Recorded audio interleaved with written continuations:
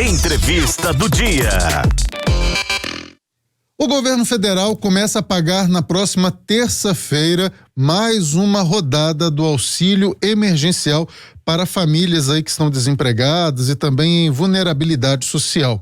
Nós vamos conversar sobre este assunto com o advogado, especialista em direito previdenciário e tributário, Dr. Nazário Nicolau. Dr. Nazário, muito obrigado por nos atender mais uma vez aqui no Super N, primeira edição. Bom dia, Léo. Bom dia, ouvintes do Super N. É um prazer sempre estar aqui com vocês, batendo um papo de direito dos cidadãos. Bom dia, doutor. E o auxílio emergencial, então, começa a valer a partir da próxima terça-feira, com prestações menores, né, do que os R$600 que nós tivemos no ano passado, ao longo aí de 6 meses, não é isso? Quem tem direito a receber o benefício, doutor?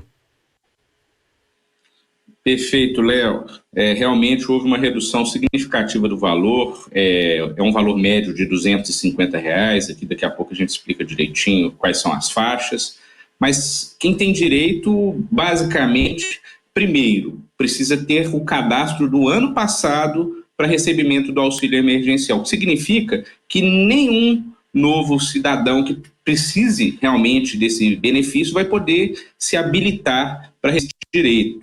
Logo, só quem estava recebendo no ano passado ou recebe Bolsa Família vai poder ingressar nesse tipo de benefício, de fato, que o governo agora está oferecendo. Lembrando o seguinte, que não basta estar habilitado no ano passado, você tem que preencher aqueles requisitos ainda, né, que o governo exige dos nossos cidadãos, dentre os quais ter uma renda per capita de até meio salário mínimo. O que significa renda per capita?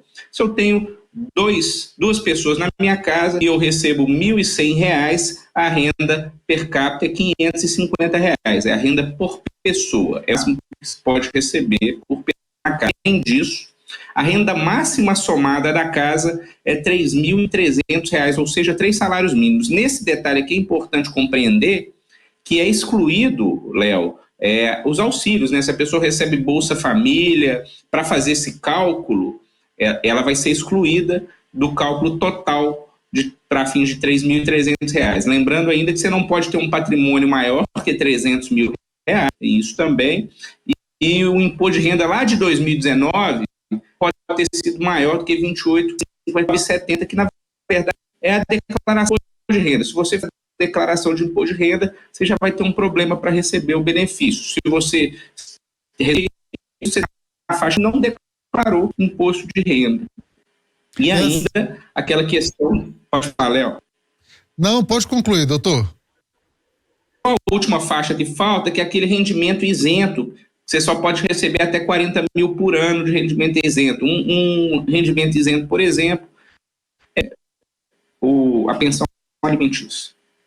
Certo, nós temos aqui o calendário da primeira parcela, porque nós da imprensa nós costumamos sempre bater aí na primeira data, que é terça-feira, dia 6, mas é importante também o beneficiário ter consciência de que é a partir do dia 6 e ao longo, durante todo o mês de abril, essa primeira parcela está disponível para cair de acordo com a data de nascimento, o mês de nascimento do beneficiário. Por exemplo, quem nasceu em dezembro vai receber essa primeira parcela lá em 30 de abril, não é isso, doutor? Também calendários que as pessoas que estão cadastradas para receber em dinheiro não vão receber aqui por no início de maio, né? Que tem um calendário especial para essas pessoas. A Bolsa Família vai receber nas datas do Bolsa Família fixado. E esse calendário que o Léo está dizendo, inclusive, é para o pessoal que vai receber naquela poupança digital. Vão começar a receber de acordo com a data de nascimento a partir do dia 6. Nós estamos conversando com o Dr. Nazário Nicolau, advogado, especialista em direito previdenciário e tributário.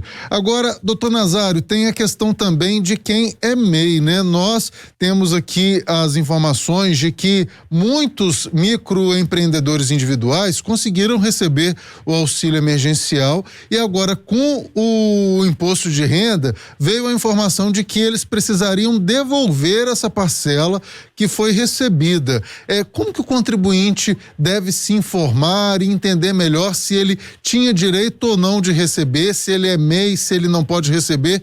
Porque muitas das vezes a pessoa é MEI, mas está desempregada, não consegue pegar nenhum serviço, como por exemplo os artistas, né? Os artistas ficaram um tempo inteiro parados em meio à pandemia, mas às vezes tinha o cadastro ali de microempreendedor individual. Então são muitos detalhes específicos que é preciso consultar a legislação para saber se você pode ou não receber esse dinheiro, né? Exatamente. Na verdade, houve muitas pessoas que receberam indevidamente, infelizmente, ou por falta de conhecimento ou por má fé. As pessoas que recebiam por MEI, que tem MEI cadastrado, o mais importante de verificar é a questão da renda e do imposto de renda. Se ele tinha o imposto de renda da pessoa jurídica dele, da MEI, dando acima de 28.559, ele realmente não poderia receber. E agora, na declaração de imposto de renda, a recomendação para essas pessoas que receberam a maior é devolver esses valores, sim. Inclusive vai ter, ao que tudo indica, uma faixa no próprio imposto de renda para declarar esse benefício indevido do auxílio emergencial. Mas se o nosso cidadão que tinha MEI cadastrado recebia a declaração do imposto de renda dele é menor que 28.559,70 e principalmente ele não obteve renda nesse período, ele faz jus e precisa questionar em juízo eventualmente para manter a ausência do desconto, exatamente porque nós compreendemos que a MEI equipara quase a um empregado, né? É uma situação mais precária de uma relação de pessoa jurídica e ela deve ser tratada como tal. É bem complicada essa situação, as pessoas precisam realmente consultar. Quem recebeu indevidamente, com consciência de que fez algo ilegal, estava ali de carteira assinada, mesmo assim fez o seu cadastro, quais são as penalidades, doutor? Isso é um crime, né? Perfeito. O primeiro ponto é a parte civil, que ela precisa efetivamente devolver o dinheiro, inclusive com juros e multa, eventualmente, pelo recebimento indevido. E essa é a parte mais tranquila, né, Léo? A parte complicada é exatamente a parte criminal, porque ele tem diversos crimes, não é minha especialidade, mas tem fraude de informação, né? Então ele informou aos serviços públicos informações ilegais e recebimento indevido de verbas públicas. Isso vai dar são vários crimes, e se ele, por exemplo, fosse servidor público, né, nós temos alguns casos de servidor público ou servidor militar, isso é caso de improbidade administrativa, inclusive demissão. Então, essas pessoas que receberam indevidamente, procurem regularizar antes de serem notificadas para evitar esse tipo de processo. Até para quem mesmo tá empregado assim de empresa privada, né?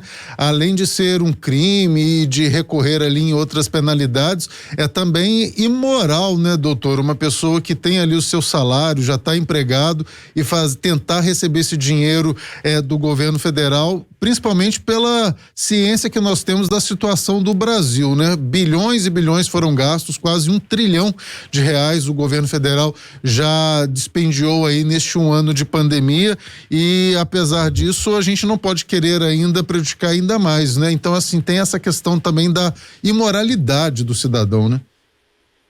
A ideia da assistência social é a questão da solidariedade da sociedade, porque o dinheiro do governo é o dinheiro do povo.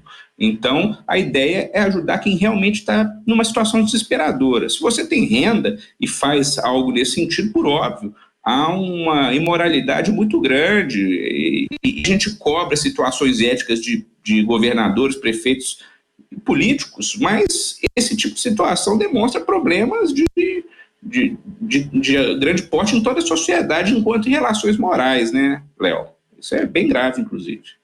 Para fins de aposentadoria, para fins previdenciários, doutor, que é também a sua especialidade, como que o auxílio emergencial ele entra nesse cálculo? O contribuinte, alguma parte desse auxílio emergencial vai para fins previdenciários ou não?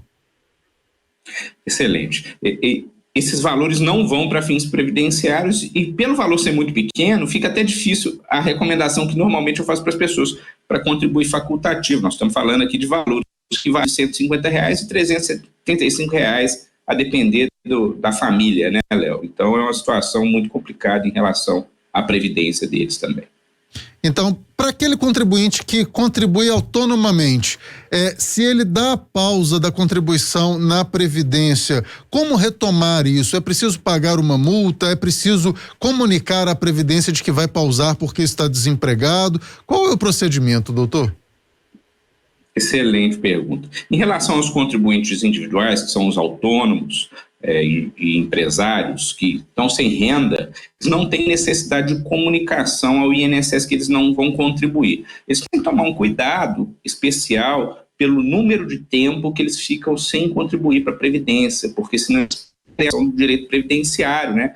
Eles podem ficar, por exemplo, no máximo 12 meses sem contribuir.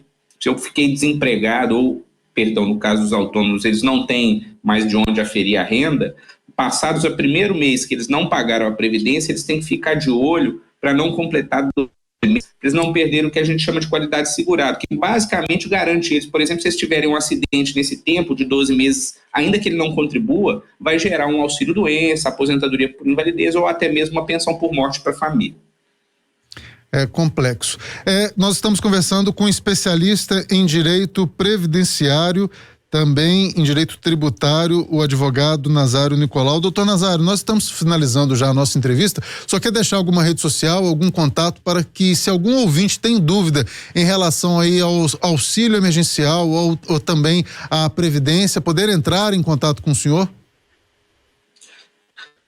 Deixa o meu e-mail, então, para as pessoas, que é nazarionicolau@britocampos.com.br, e as minhas redes sociais, tanto no Facebook quanto no Instagram, é nazario.nicolau. Nazario.nicolau, Nazário com Z.